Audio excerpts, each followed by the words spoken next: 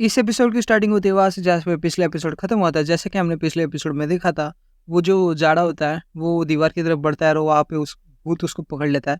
और अब आगे हमें दिखाया जाता है कि वो जो भूत है वो उसको पकड़ रखा होता है अपनी शक्तियों से, और वो बोल रहा होता है, ए मोटी विश, जानना चाहता है मेरी लास्ट विश? तेरे को खा के मैं अमर बनेगा और बहुत ज़्यादा ताकतवर होगा, यहाँ तक कि 4th लेवल की सोल स्पिरिट भी मेरे को कुछ नहीं कर पाएगी।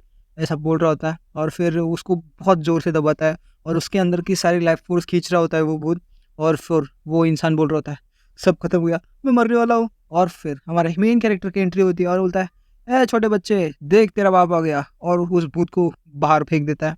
और फिर हमें दिखाया जाता है अपना मेन कैरेक्टर एक हीरो की तरह उस जाड़े आदमी के सामने खड़ा होता है।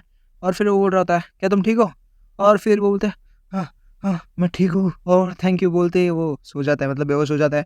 और फिर मैं अपना मेन कैरेक्टर अपनी वाइफ जी से पूछ रहा होता है कि इसी के पास हेयर पिन है ना? तो वो भी बोल रहे थे, हाँ इसी की बॉडी में हेयर पिन मेरे को महसूस हो रही है। और फिर वो भूत बोल रहा था, बच्चे कौन हो तू? और तुम्हें नहीं पता कि तूने किससे पंगा लिया है? सोल हंटर्स, मुझे लगा नहीं था तुम इतनी जल्दी एक्शन ले लोगे, और लेकिन अब तुम भुगतने वाले हो। तुम्हें पता नहीं है तुमने किसको किसको ऑफेंड किया है। और फिर अपना मेन कैरेक्टर भी बोल रहा था, भरी दोपहर में अगर कोई ऐसा गंदे काम करने का सोचेगा, चाहे वो भूत हो, इंसान हो, देवता हो, दानव हो, कोई भी हो, ये महान लीडर उसको छोड़ेगा नहीं। ऐसा डायलॉग बाजी कर रहा होता है, शायद से रिकॉर्डिंग चालू है उसके मोबाइल की। और फिर हमें दिखाया जाता है वो भूत है ना, वो बोल रहा होता है, तुम कोई भी हो लेकिन अब तुम बचने नहीं वाले, और तुम सोल हंटर नाम के धब्बा हो शायद से, क्योंकि तुम्हें कुछ मालूम ही नहीं है। और फिर तुम्हें खा के मैं अमर बनने वाला हूँ। और पहले तो मुझे उस मोटी फिश को खाना था, लेकिन अब देखते हैं, तुम्हें तो मैं स्वीट डिश की तरह खाऊंगा। और फिर वो अपने मेन कैरेक्टर को शक्तियों से जकड़ने वाला होता है अपनी उसी किसी भूतिया टेक्निक से।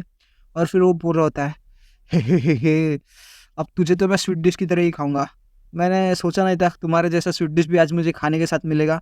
लेकिन अपने मेन कैरेक्टर के अंदर की बॉडी के अंदर की एक वाइफू है, वो अपनी शक्तियों से उसको छुड़ा देती है। और फिर मेन कैरेक्टर भी थोड़ा सांस में सांस लेता है और उसके बाद वो मन में बोल रहा था, ये क्या हो रहा है यार, आज तो बड़ा ही गलत सीन है। और फिर भूत बोल रहा है ये तुम बच कैसे गए, तुम मेरी टेक्निक से आज़ाद कैसे हुए? अपना मेन कैरेक्टर अपना ऑरा एक्टिवेट करते बोलता है, वो ऐसा है ना भूत जी कि अब मरने वाले हो, अब मेरी बारी। और फिर वो भूत को पकड़ने के लिए जाता है, लेकिन वो भी एक वेनम की तरह ऐसे भूतिया क्लाउड बनते हुए निकल जाता है उसके हाथों से। और वो बोल रहा होता है, अब मुझे भागना पड़ेगा। लेकिन अपना मेन कैरेक्टर भी तैयार होता है उसकी तरफ जंप लगाने को। तभी वाइफ उसकी बॉडी के अंदर से निकलती है और उसको पूरी नूडल की तरह चूस जाती है उस भूत को, और बोलती है डिलीशियस। और फिर हमें दिखाया जाता है भूत बोल रहा है, कौन हो तुम लोग, कौन हो? और फिर वो अपनी भूत अपने मन में बोल रहा होता है कि डैम इट, मैंने पूरे साल भर मेहनत कर करके इंसान मार मार के जो इकट्ठा की थी सब ले लिया, अरे सब ले लिया। और अब मेरे पास एक ही रास्ता है, मुझे भागना पड़ेगा इससे पहले कि वो पकड़ ले। और वो भागने को तैयार होता है।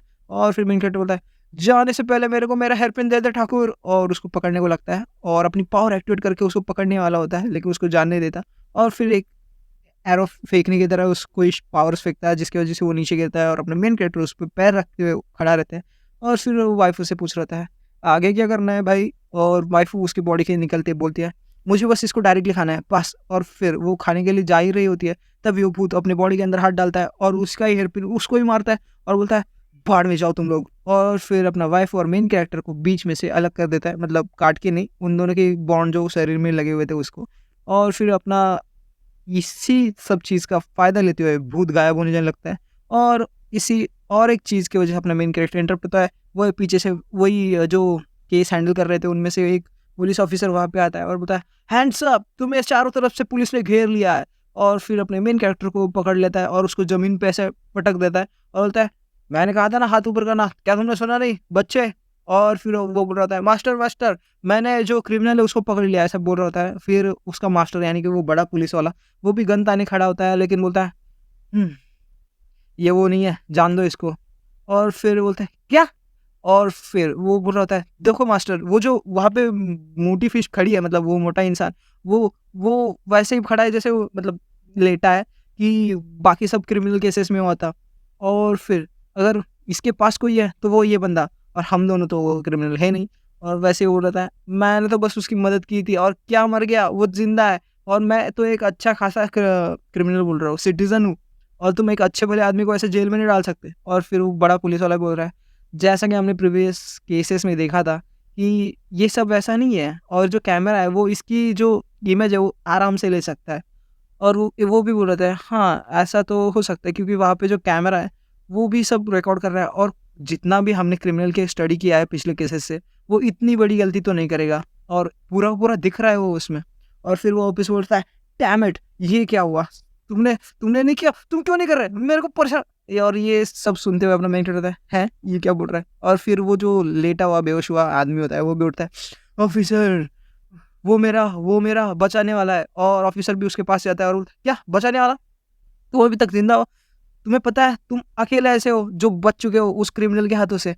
और वो कुछ बोल रहा होता है लेकिन वो फिर से बेहोश हो जाता है और फिर वो एम्बुलेंस वगैरह को बुलाता है और फिर हमें दिखाया जाता है, सीन शिफ्ट होता है कि अपना मेन कैरेक्टर और वो बड़ा पुलिस वाला बोल रहा होता है, बड़ा पुलिस वाला अपने मेन कैरेक्टर को बोल रहा होता है, हे बच्चे क्या तुम सोल हंटर हो? तो अपना मेन कैरेक्टर होता है सोल हंटर। और फिर अपना मेन कैरेक्टर मन में सोच रहा होता है, हाँ वो बेबी घोस्ट भी कुछ ऐसा ही बोल रहा था, सोल हंटर वगैरह ऐसा कोई सीक्रेट ऑर्गेनाइजेशन वगैरह। लेकिन अब मुझे कुछ तो मालूम नहीं है, शायद से मैं मुसीबत में फँस सकता हूँ। इससे अच्छा है मैं कुछ ऐसा बना के बोल देता हूँ। लेकिन वो कुछ बोल रहा होता है तभी वो जो ऑफ़िसर होता है, बोलता है, "ऐसा लगता है तुम्हें सोल हंटर के बारे में आज ही पता चला है। क्या तुम ये सब शक्तियाँ अपने आप से सीख रहे हो? बहुत बढ़िया, बहुत बढ़िया।" और फिर वो बोल रहा होता है कि तुम्हें सरप्राइज़ होने की ज़रूरत नहीं है। बच्चे, अभी तुम बहुत छोटे हो और तुम्हें अब पूरी दुनिया देखनी है। ये सब मैं तुम्हारे मुँह से ही पढ़ सकता हूँ कि तुमने आज ही ये सब सुना है। और अगर तुम्हें अगली बार झूठ बोला ही है किसी को तो अपने आई कॉन्टैक्ट को ज़रा सँभालना, अपने एक्सप्रेशंस को ज़रा रिवील मत करने देना। और फिर वो अपना कार्ड देता है जिसपे ज़ैंग तिन दियाओ उसका नाम होता है लिखा हुआ। और फिर वो ऑफ़िसर बोल रहा है, "हाँ, ये मेरा नाम है और अगर तुम किसी प्रॉब्लम में फँस जाओ फ्यूचर में तो मुझे कॉल कर देना।" और फिर वो बोल रहा होता है, "तुम अब घर जा सकते हो, मैं इन सब चीज़ों से देख लूँगा।" अपना मेन कैरेक्टर बोलता है, "ऑफ़िसर ज़ैंग, थैंक यू।" और अपना मेन कैरेक्टर निकल जाता है और वो जो ऑफ़िसर है वो भी अपने बच्चे को यानी अपने मेन कैरेक्टर को इंटरेस्टिंग बोल रहा होता है। लेकिन हमें दिखाया जाता है कि उन दोनों के पीछे से कोई एक मिस्टीरियस सी फिगर उन्हें देख रही होती है और ये और कोई नहीं, ये वही बंदा है जो वो भूत को लॉर्ड मान रहा था और भूत उसको जाके चिपक के बैठा होता है। और यही भी अपनी कहानी खत्म। आज तक के लिए इतना ही और बाकी नए एपिसोड के लिए वेट करना भाई, ये तो चलता ही है अपना। आज के लिए अलविदा।